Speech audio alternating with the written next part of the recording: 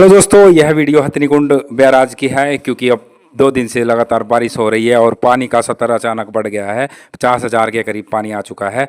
तो समय रहते ही ये जो वोटिंग है, जो वोटिंग चलती थी, लोग एंजॉय करते थे, घूमते थे, बाहर से लोग आते थे, तो ये अब बंद करनी पड़ रही है, ये निकालनी पड़ रही है यमुना नदी से बाहर। और इसके बाद बरसातों के बाद फिर दोबारा ये वोटिंग चलेगी, आप इंजॉय कर सकते हैं और वीडियो को शेयर करें।